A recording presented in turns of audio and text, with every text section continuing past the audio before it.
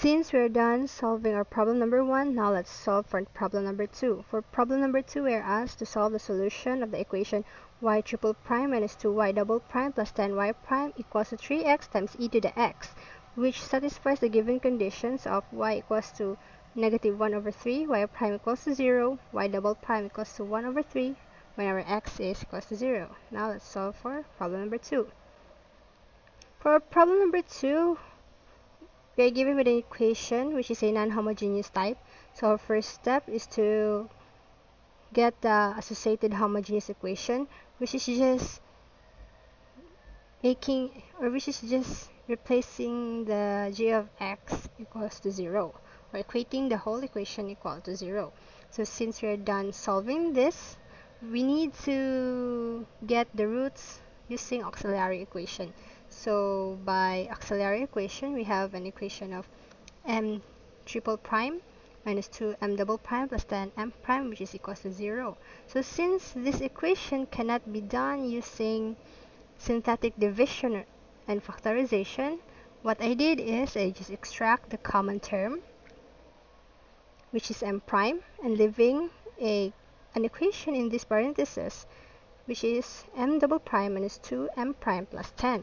So in order to solve this equation here inside the parenthesis, I just use the quadratic formula which is given in our auxiliary equation. So by just merely substituting the values of a, b, and c in this equation, we obtain the value of m sub 1 and m sub 2. Our m sub 1 has a value of 1 plus 3i, and m sub 2 has a value of 1 minus 3i, and our m sub 3 is just equal to 0. These first two m's, which is the m1 and m2, falls to case 3 because it is a conjugated complex roots, and m3 is just a distinct real root, which is equal to 0. So this problem is an initial value problem because we're given with conditions. So in here, in this equation number 5, we need to identify the alpha and the beta. Our alpha is just equal to 1 and our beta is equal to 3. You might be wondering, why am I getting the values of alpha and beta? Well, this alpha and beta will be used in our next step, which is finding the solution. So now let's go to the next. So in equation number 6, you will see an equation in here, which is an equation of our equation.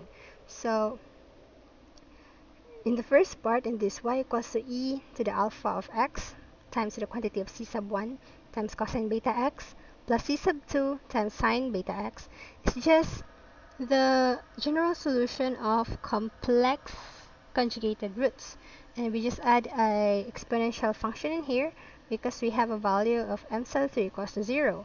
So by substitution of the values of our alpha, beta, and m, we obtain an equation which is equal to 1 equals to e to the x times the quantity of c sub 1 times cosine 3x plus c sub 2 times sine 3x plus c sub 3. So since we are done getting our original equation, we just need to substitute the given conditions. So since our first condition is just y of 0 equals to negative 1 over 3, since it is not a differentiation, or it's not in a derivative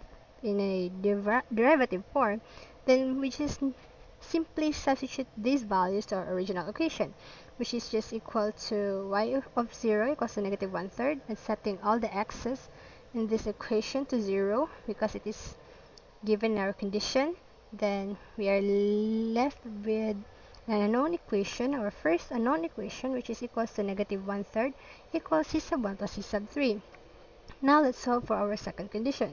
For our second condition, we need to find the first derivative of our original equation in order for us to substitute the value of y prime of 0 equals to 0, and still setting the whole equation into 0 to 0, then we find the second unknown equation, which is negative 3 times c sub 2 equals to c sub 1. This is our second unknown. And for our number 9, we're solving our y double prime of 0.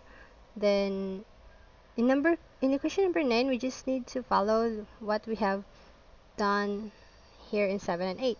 So by getting the second derivative of our original equation, which is this, and by substituting the values of x, setting the x equals to 0, then we get our fixed value for our c sub 2, which is equals to 1 over 90. And with this value, we just need to substitute this to our two unknown equations in order to get our c sub 1, c sub 2, and c sub 3. So by substitution, we get the value of c sub 1 equals to negative 1 over 30, c sub 2 equals to 1 over 90, and c sub 3 equals to negative 3 over 10. And these values of c's will be used in finding our solution, which is just replacing these values to our original equation, which is y equals to e to the alpha x times the quantity of c sub 1 times cosine beta x plus c sub 2 times sine beta x plus c sub 3 equals to m raised to the power of mx. So in here, by substituting the value of alpha equals to 1, beta equals to 3, m equals to 0, and this value of c sub 1, c sub 2, and c sub 3, you obtain our final answer, which is just y equals to e to the x times the quantity of negative 1 over 30 times cosine 3x plus 1 over 90 times sine 3x minus 3 over 10. So these are all about higher order ordinary differential equation. So thank you for watching.